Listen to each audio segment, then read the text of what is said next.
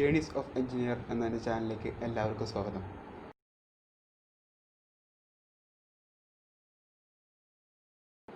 അപ്പോൾ നമ്മളൊന്ന് ചെയ്യാൻ വാക്കറൗണ്ട് റിവ്യൂ ആണ്. അഡ്വഞ്ചർ 390 കുഞ്ഞനായിട്ടുള്ള അഡ്വഞ്ചർ 250 ഒരു വാക്കറൗണ്ട് റിവ്യൂ ആണ്. നമുക്ക് വണ്ടി പ്രൊവൈഡ് ചെയ്തിട്ടുള്ളത് മണ്ണുത്തിയിലുള്ള KTM ഷോറൂമിൽ നിന്നാണ്. ആദ്യമായാണ് എൻ്റെ ചാനൽ കാണണമെങ്കിൽ ചാനൽ സബ്സ്ക്രൈബ് ചെയ്യുക, ലൈക്ക് ചെയ്യുക, ഷെയർ ചെയ്യുക, കമൻറ്റ് ചെയ്യുക. അപ്പോൾ നമുക്ക് വീഡിയോയിലേക്ക് പോയാലോ.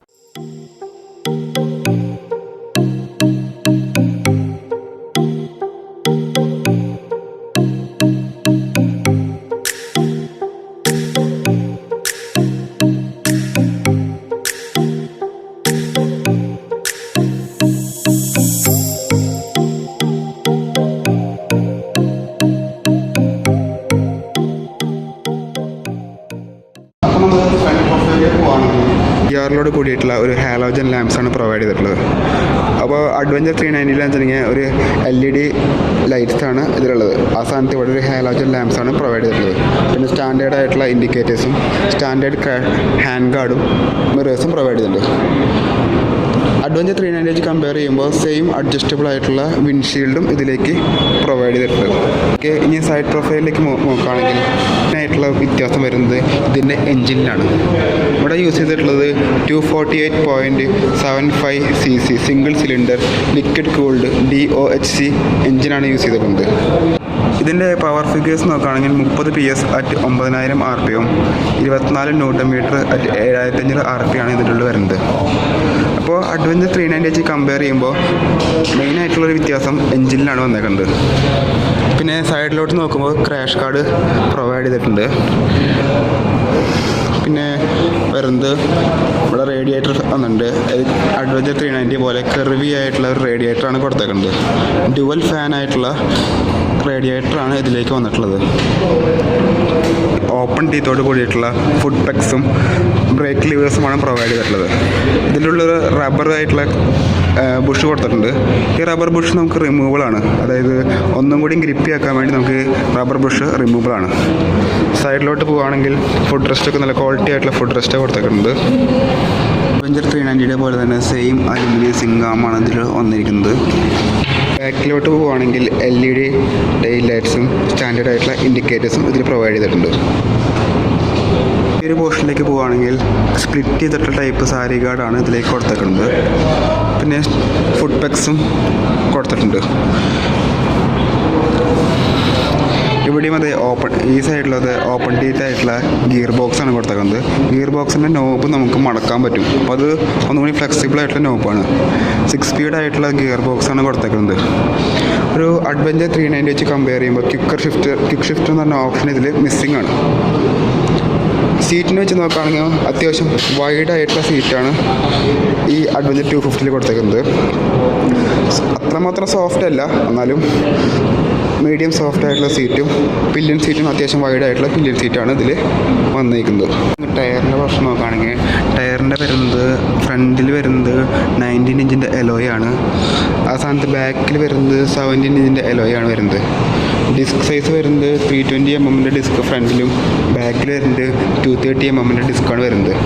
WP എപെക്സിൻ്റെ USB ഫോഴ്സ് ആയിട്ടുള്ള സസ്പെൻഷനാണ് ഫ്രണ്ടിൽ വരുന്നത്.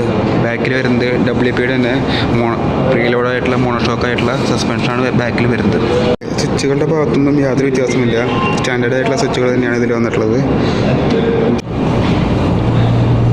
ഇൻസ്ട്രുമെൻറ്റ് ക്ലസ്റ്ററിലേക്ക് നോക്കുകയാണെങ്കിൽ ഒരു TFT ഡിസ്പ്ലേക്ക് പകരം ഒരു LCD ഡിസ്പ്ലേ കൊടുത്തിട്ടുണ്ട്. അപ്പോൾ ബേസിക് ആയിട്ടുള്ള ഇൻഫോർമേഷൻസ് ആയിട്ടുള്ള RPM meter, odometer, gear indications, പിന്നെ കിൽ സ്വിച്ചിൻ്റെ ഇത്, സൈഡ് സ്റ്റാൻഡ് ഇൻഡിക്കേഷൻ, അങ്ങനത്തെ ബേസിക് ആയിട്ടുള്ള ഇൻഫോർമേഷനാണ് കൊടുത്തിട്ടുണ്ട്. സൈഡുകളിൽ വാർണിംഗ് ലാംപ്സ് പ്രൊവൈഡ് ചെയ്തിട്ടുണ്ട്. വണ്ടി ഡ്യുവൽ ചാനൽ ABS ആണെന്ന് പറഞ്ഞല്ലോ. അപ്പോൾ ഡ്യുവൽ ചാനൽ ABS ഓഫ് ചെയ്യാൻ ഈ സെറ്റ് എന്ന് പറഞ്ഞ സാധനം ഞെക്കുക. ഓഫ് ഡ്യുവൽ ആവറേജ് ഇത് ഓഫ് റോഡ് ഞെക്കി പിടിച്ചിട്ടുണ്ടെങ്കിൽ അത് ABS ഓഫ് ചെയ്യാനും ഓൺ ചെയ്യാൻ പറ്റുന്നു. ഇതിപ്പോൾ ഓൺ ചെയ്തിട്ടുണ്ട് റോഡ് ബാക്കിൻ്റെ. ഞാൻ ഓഫ് ചെയ്യാൻ വേണ്ടിയിട്ട് ഞെക്കി പിടിക്കുമ്പോൾ ABS ഓഫ് ആയിട്ടുണ്ട്. ആണെങ്കിൽ ഇവിടെ ഒരു 12 വോൾട്ടിൻ്റെ ചാർജർ ഉണ്ട്. അഡ്വഞ്ചർ 390 വെച്ച് കമ്പയർ ചെയ്യുകയാണെങ്കിൽ ഒരുപാട് ഇലക്ട്രോണിക് ഫീച്ചേഴ്സ് ഇതിനോട് യൂസ് ചെയ്യുന്നുണ്ട്.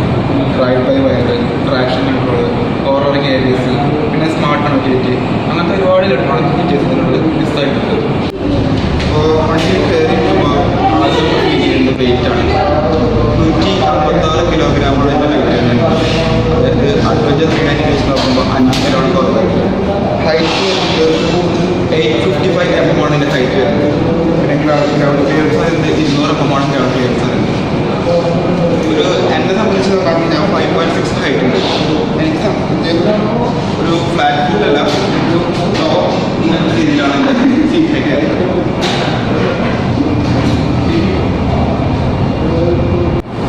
ഫ്യൂവൽ ടാങ്ക് വരുന്നത് 14.5 ലിറ്റർ ആയിട്ടുള്ള ഫ്യൂവൽ ടാങ്കാണ് വരുന്നത്.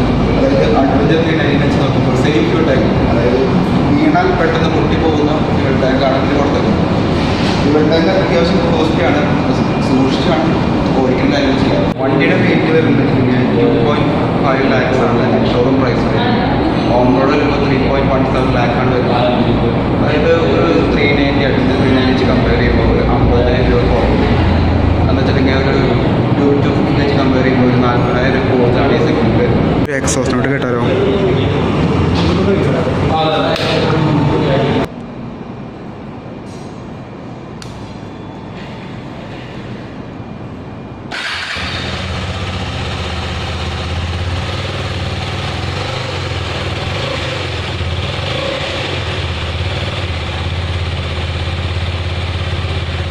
വീഡിയോ ഇഷ്ടപ്പെട്ടെന്ന് വിചാരിക്കുന്നു. വീഡിയോ ഇഷ്ടപ്പെട്ടാൽ ലൈക്ക് ചെയ്യുക, ഷെയർ ചെയ്യുക, കമൻറ്റ് ചെയ്യുക. അപ്പോൾ നമുക്കിനി അടുത്ത വീഡിയോയിൽ കാണാം.